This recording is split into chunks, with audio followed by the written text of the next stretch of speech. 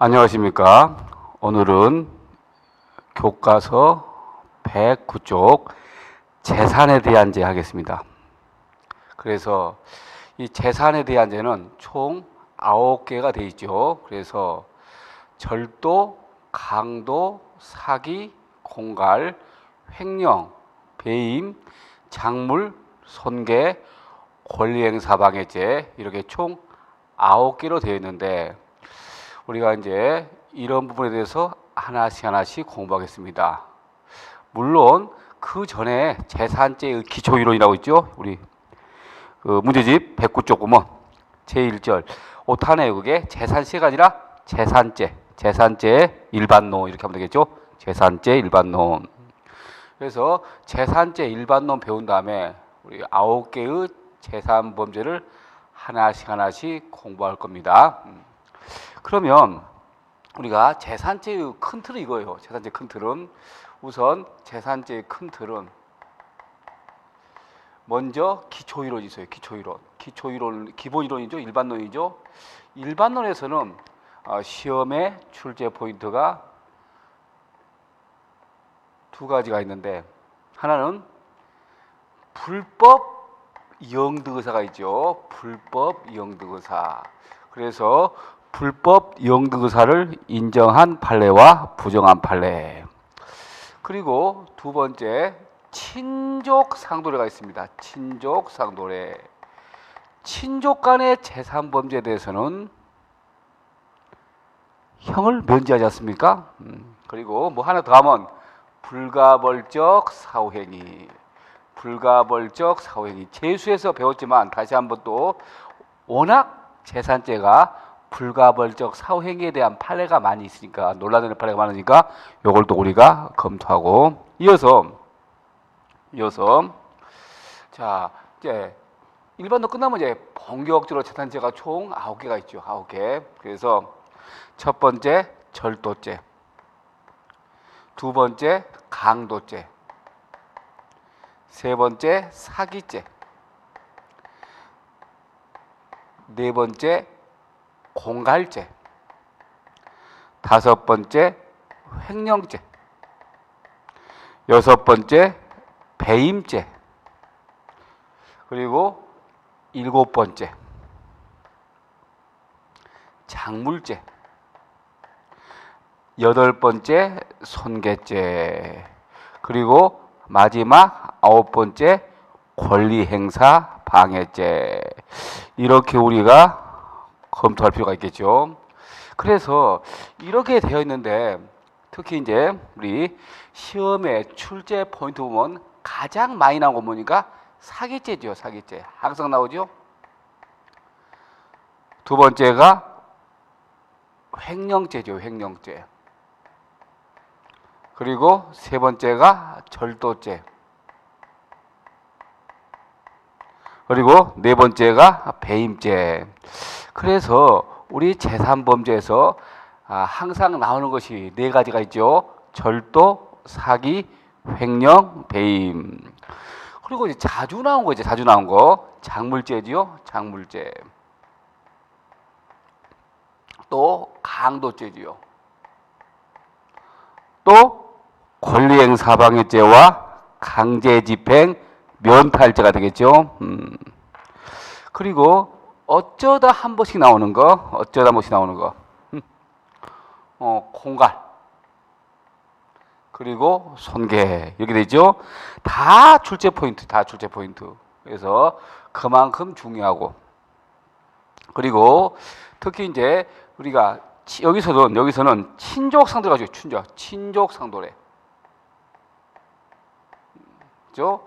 그리고 불법 영득의사 가끔씩. 그리고 불가벌적 사후행위 이렇게 보면 되겠죠. 그래서 뭐 보통 최하 4문제, 많게는 8문제까지 나오죠. 그래서 평균 한 6문제 정도 기본적으로 나오는 것이 이 재산죄 파트입니다. 특히 틀리라고 내는 문제죠. 주로 틀리라고 내는 문제는 사기죄, 그리고 횡령과 배임. 그래서 이 사기, 횡령, 배임에서는 주로 어떻게 나온다?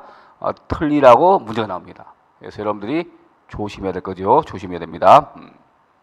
자, 그러면 우리가 기초이론 잠깐 볼까요? 불법 영등의사. 이 불법 영등의사는 자, 반드시 제3범죄는 영등의사가 있어야 돼요. 영등의사 없으면 안 되죠. 영등의사는 원주인을 배제하고 마치 내 것처럼 가질의사. 그러니까 영등의사가 있어야 된다라고 하는 것이 다소설 판례인데 우리 법조문에 영등의사가 필요 없는 범죄 있죠. 이렇게 뭐라고 그러죠? 손권자장입니다. 손권자장. 그래서 손괴죄, 권리행사방해죄, 자동차 등 불법 사용죄, 작물죄, 얘들은 영등의사 필요 없습니다. 그래서 필요 없고 우리가 영등의사는 판례는 절치의 불법설이죠. 따라서 할까요? 절치의 불법설. 아무리 내가 그 물건에 대해서 권한이 있다 하더라도 몰래 가져오면 영등의사 인정합니다. 그리고 뭐 시험에는 이제 당연히 영등의사를 인정한 판례와 영등의사를 부정한 판례 이게 나오겠죠. 시험에는 당연히. 그래서 영등의사가 없는 거 있잖아요. 도장, 카드, 민증, 전화번호 영수증 잠깐 사용하고 발언한 거 이것들은 영등의사가 없지요. 또 항의 표시로 비자금 서류 가방을 가져온 경우 이것도 마찬가지로 영등의사 없습니다.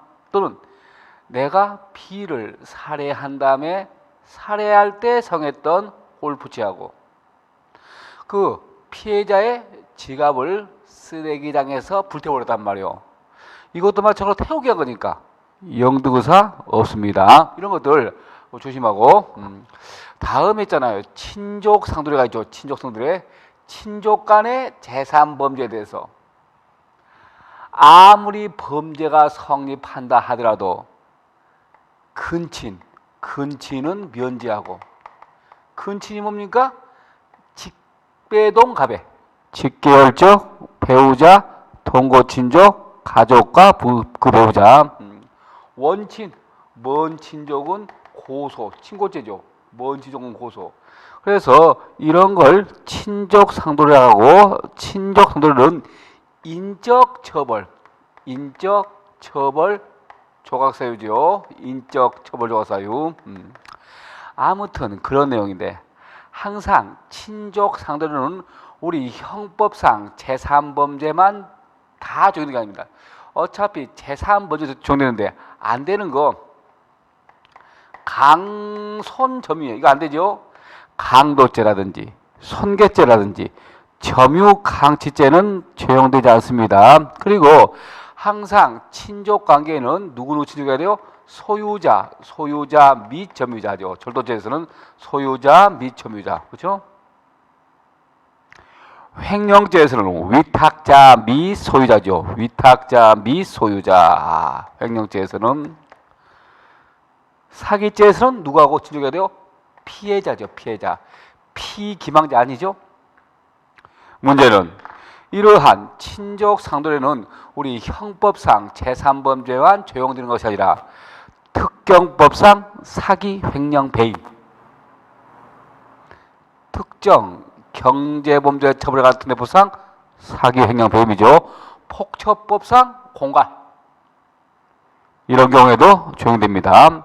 다만 친족에서 사돈지간 있죠.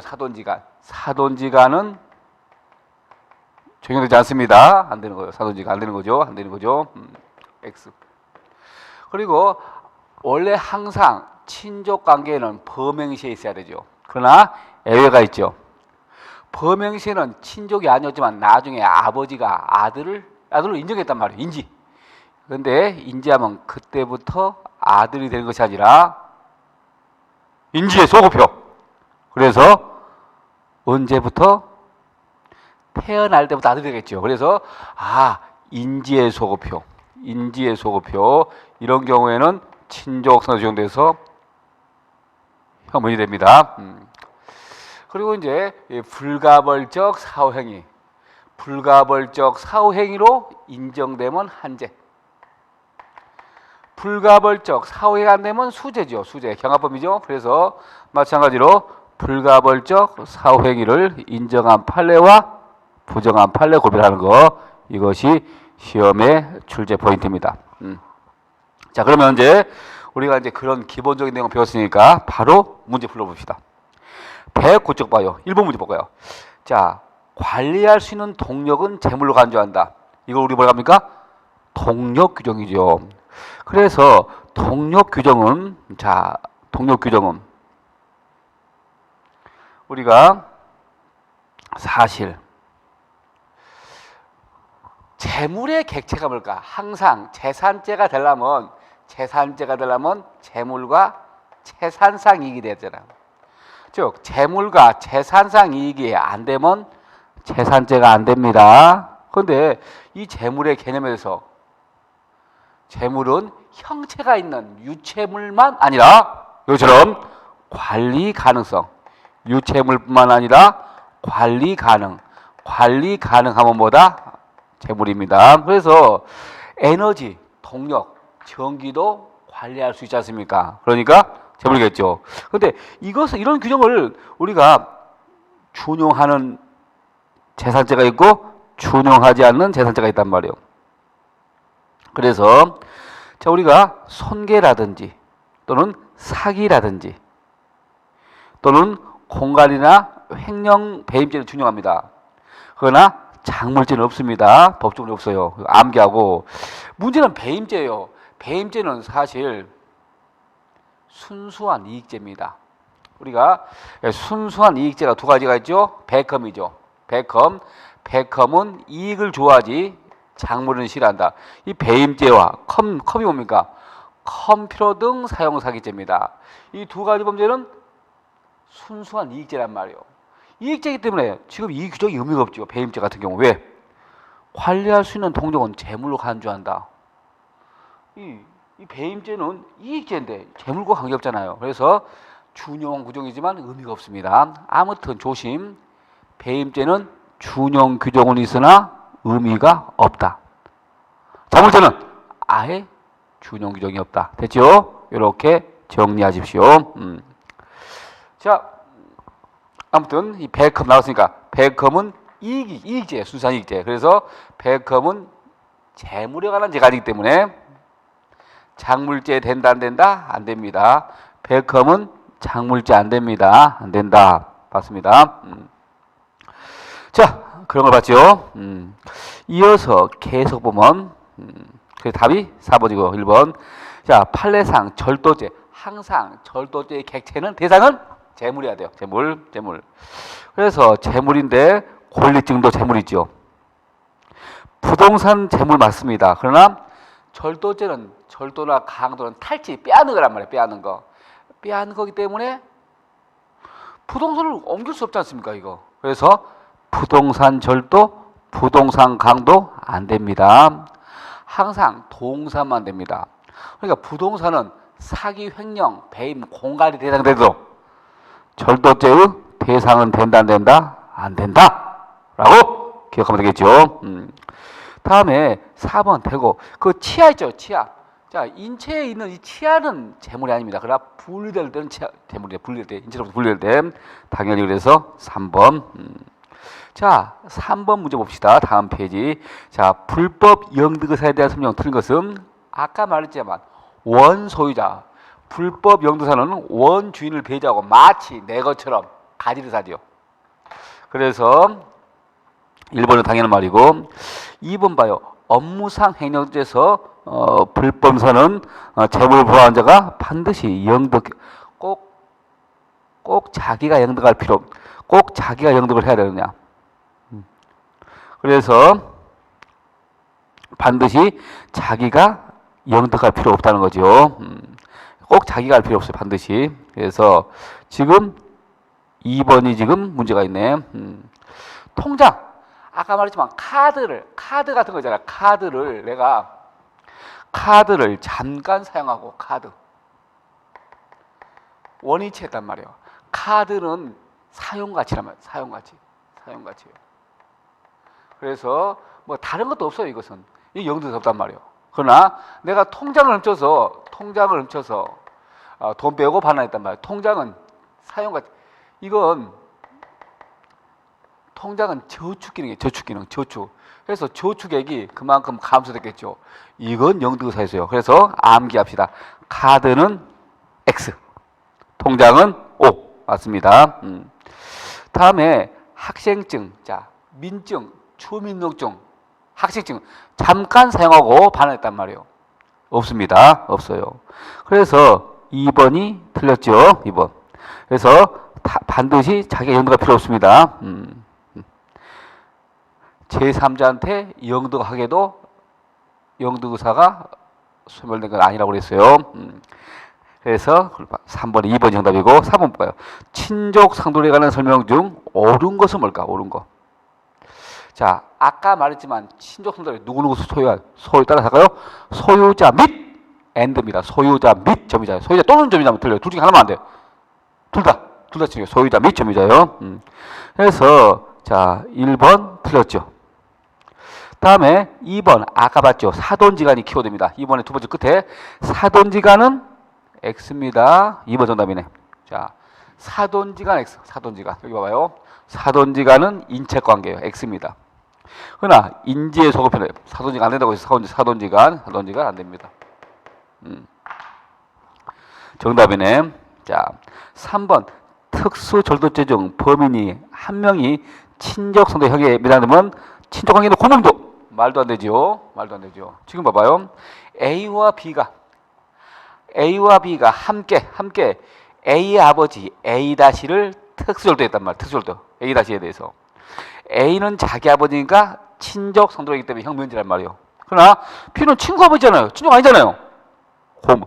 공범한테 친족 상도는 공범에게는 적용되지 않는다. 그 말이겠죠. 계속 볼까요? 바로 4번 요거죠. 따라서 할까요? 인지의 소급표. 항상 친족관계는 범행시에 친족해야 되죠. 그러나 예외적으로 인지의 소급표. 이건 태어날 때부터 아주 되기 때문에 형 면제됩니다. 그래서 판단한다는 거죠. 판단하지 않는 거 판단하는 거죠. 친족 상도에 해당되는가 해당됩니다. 해당됩니다. 4번 틀렸죠. 옳은 것은 2번이죠. 사돈지간 X입니다. 지금처럼 4번식으로 최근에 문제 나옵니다. 4번 문제처럼. 알겠죠? 자, 5번 볼까요? 형법상 점유에 대한 설명 중 가장 타당한 것은 점유? 여러분들이 소유와 점유를 구별할잖아요. 소유는 가지고 있는 거죠. 소유는 우리가 소유란 것이 있고 다음에 뭐가 있습니까? 점유란 게 있단 말이에요. 소유는 주인이잖아요. 주인. 점유는 가지고 있는 것. 소유는 물건을 사용할 수 있고 빌려주고 이자를 받을 수 있고 팔 수도 있어요. 그러나 점유란 것은 그냥 가지고 있는 것. 사실상 지배하는 거죠. 사실상 지배. 만약에 이 마이크 있죠. 이 마이크는 동산 아니고 동산 움직이기가 동산이죠. 소유자는 학원 원장. 점유자는 나네. 됐죠? 여러분들이 지금 현재 가지고 있는 형법책 문제집. 소유자도 여러분 점유자도 여러분 점유지만 이렇게 소유와 점유가 분리된 경우가 있어요. 마이크는 소유자는 원장, 점유자는 나. 이런 식으로 생각할 수 있습니다. 자, 그래서 1번 맞죠? 2번은 간접 점유. 자, 인정하지 않는다.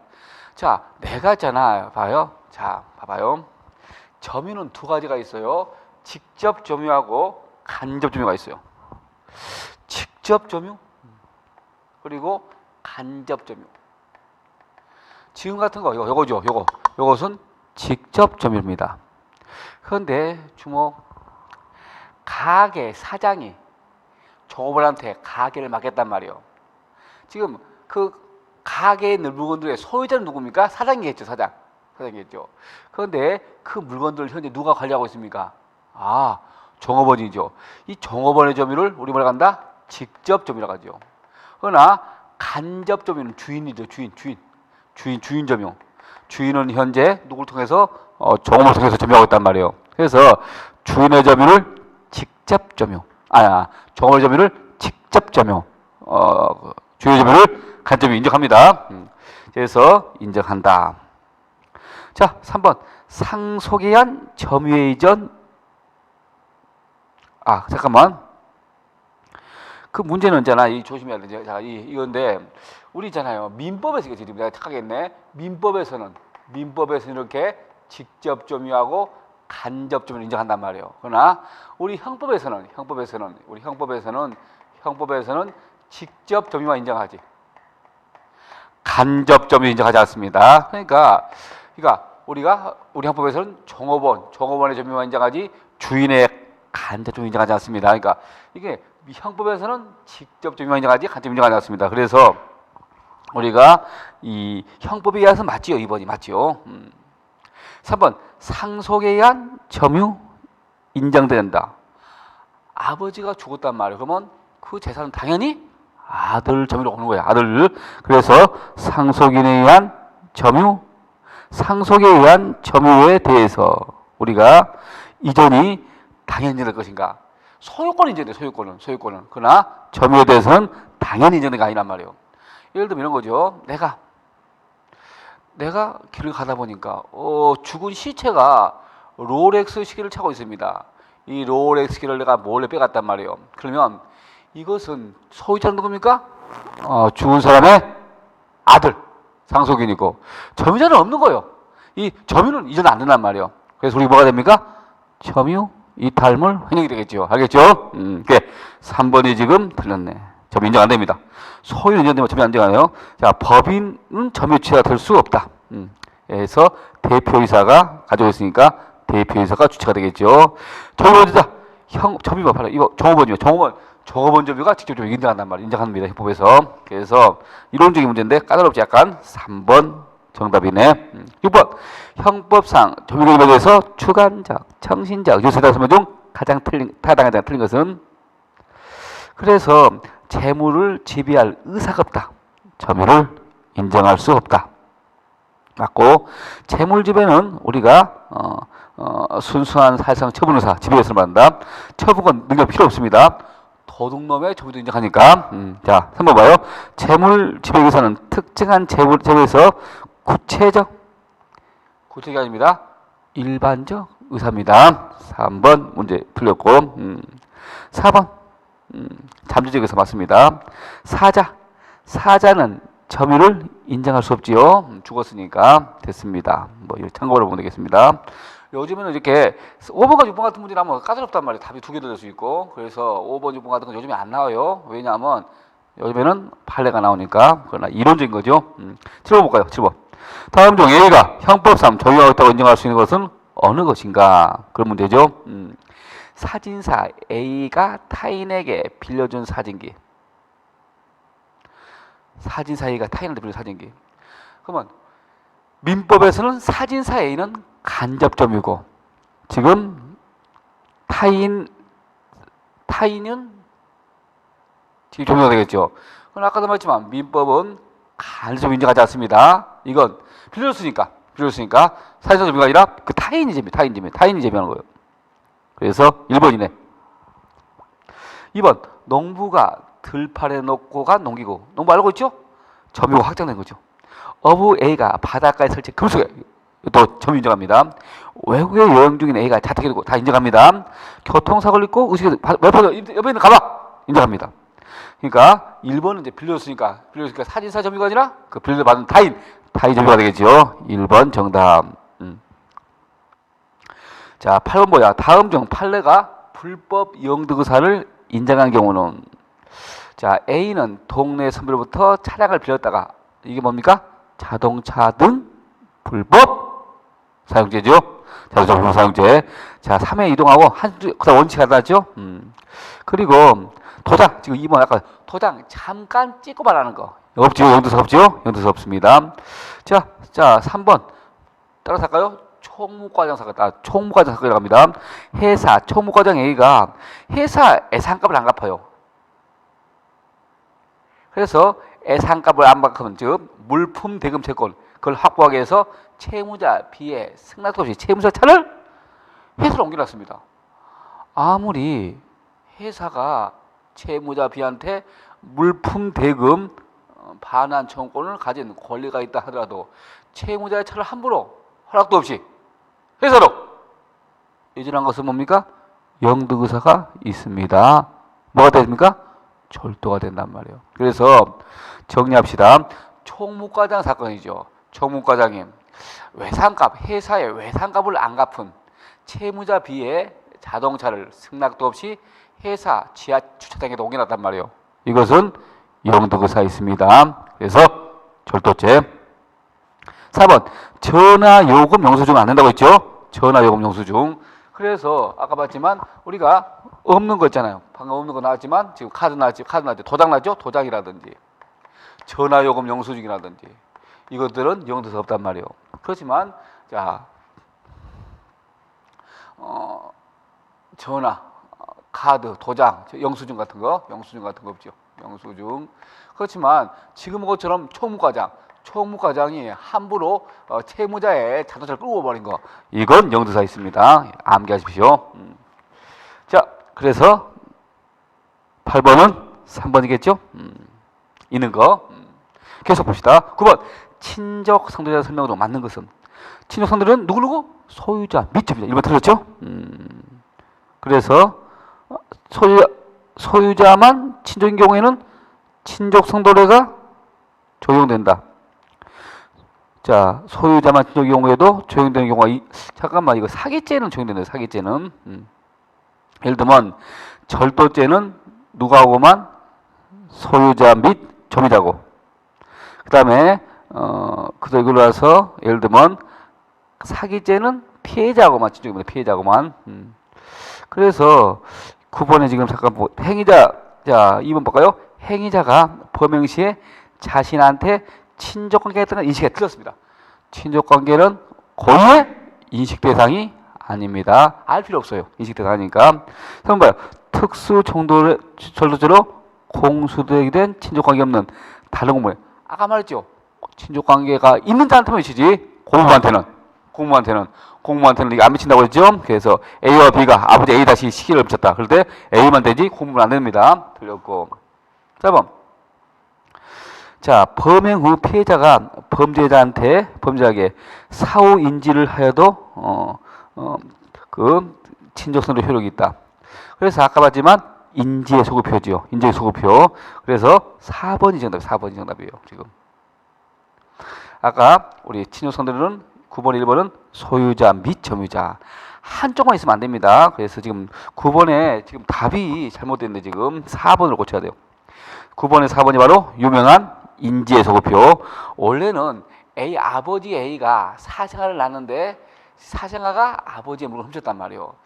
범행 시는 아버지가 아들로 인정 안 했는데 나중에 재판 중에 내 아들이다 인정했단 말이에요. 그러면 그때부터 아들이 된 것이 아니라 태어날 때부터 아들이 되기 때문에 이런 경우 인지의 소급표에서 친족 상도례 적용됩니다. 4번. 자, 10번. 다음 중 판례의 태도와 다른 것은 A가 카드 소유자로부터 편취한 카드 가지고 이용해서 현금 지급기에서 돈 뺐단 말이에요. 그러면 편취한 카드 가지고 원래 남의 카드 가지고 돈 빼는 것은 뭡니까? 절도가 됩니다. 그러나 지금 내가 했잖아. 이 A가 자 B를 내가 그런 거예요. B한테 우리 앞으로 결혼할 사이인데 카드 주라 해가 사기쳤어요. 사기쳐서 카드를 받아가지고 돈 뺐단 말이에요. 이건 다 어디에 포함되니까 사기에 포함되어 있단 말이에요. 따로 절도가 안 됩니다. 그래서 그냥 사기죄만 되지 절도 안 됩니다. A 남은 B녀하고 결혼할 의사 없음에도 불구하고 B녀한테 앞으로 우리가 결혼할 사이인데 네 카드 좀 주라. 같이 사용하자. 해가지고 B녀가 속아서 카드를 줬습니다. 그래서 B녀 허락받고 수의 돈 인출했단 말이에요. 이런 것은 그냥 사기만 되지. 따로 돈 뺀 것은 절도가 된다 안 된다? 안 된다. 그런 거죠. 그리고 2번은 당연한 말입니다. 영득의사에 대한 설명이죠. 경제적 영법에 따라 사용하는 사죠. 자, 3번 따라서 할까요? 신부축, 축의금, 접수인 가장사건 일종의 책략절도입니다. 결혼식에서 신부 측 축의금 접수인을 가장해서 돈 봉투를 빼돌렸단 말이에요. 절도입니다. 절도. 3번 지금 이걸 갖다가 이거 절도입니다. 3번. 4번 봐요. 4번. 4번. 자, 사기죄에서 재물의 거부는 있다면 반드시 재물의 그냥 현실적 인도가 아니라 자유로운 처분 상태에 들어오면 기소가 되면 당연한 말이죠. 아무튼 자 10번에 1번은 카드를 사기쳐가지고 수에 돈 찾는 거 사기만 된다고 그랬어요. 그리고 2번에 영투사 뜨시고 3번 결혼식 신부 측 축의금 접수인 가장에서 돈 봉투 빼돌리는 거 책략 절도는 절도입니다. 답이 3번이죠. 됐습니다. 자 계속 봐요. 11번 법원 행시 문제인데 자 영득의사가 있는 거 1번 기업품 발레 버스 요금함 사건이랍니다. 내가 했잖아요. 지금 우리 보면 버스 타면 버스 요금함 있지 않습니까? 그런 걸 내가 옛날에 처음 만들었어요. 그 버스 요금이 있기 전에는 옛날에는 그냥 그 운전사가 그 돈을 받고 했는데 아니 운전사가 아니라 차장이라고 했어요. 버스 안내양이라고 했는데 안내양 제도가 없어지면서 버스 요금에다 돈 내는 이제 그런 식으로 이제 버스 시스템이 바뀌었는데 제일 처음에 내가 버스 요금을 갖다가 고안해가지고 내가 만들었어요. 내가 본따 가지고 다른 버스들이 다 똑같이 만든 거란 말이에요. 그래서 돈 될 것 같네. 그래서 내가 특허를 받기 위해서 내가 만든 버스 요금을 분리해가지고 가져가서 치수 같은 거 재가지고 뭐 설계도 같은 거 만들어가지고 이걸 다시 있잖아요. 이렇게 만든 다음에 다시 원위치에 복귀해놨단 말이에요. 이것은 요금을 가질 것이 아니라 특허를 내기 위해서 내가 그 분해해서 가져온 거 아닙니까? 분해해서 이것은 영득의사 없습니다. 버스 요금함 사건 영득의사 없다. 다음에 니은번은 도장이죠. 도장 잠깐 찍고 말하는 거 마찬가지로 영득의사 없습니다. 그리고 디귿번 은행이 발급한 카드 잠깐 이체한 다음에 반환했단 말이에요. 이체 카드 잠깐 사용을 반환한 거 없습니다. 카드 니은 디귿 없어요. 기억 니은 디귿 다 없네. 리을번 봐요. 자 아까 봤죠? 리을번 따라서 할까요? 쓰레기장 소각사건. 내가 B를 골프채로 머리를 쳐가지고 살해한 다음에 증거물 없이 해서 B의 지갑과 골프채를 갖다가 쓰레기장에 태워버렸단 말이에요. 그래 가지고 오긴 가져왔어요. 그래 이건 가지고 의사가 송계할 의사이기 때문에 또 증거 없이 하려고 하는 것 때문에 영득의사 없습니다. 자 미율이 아까 봤죠? 총무과장 사건.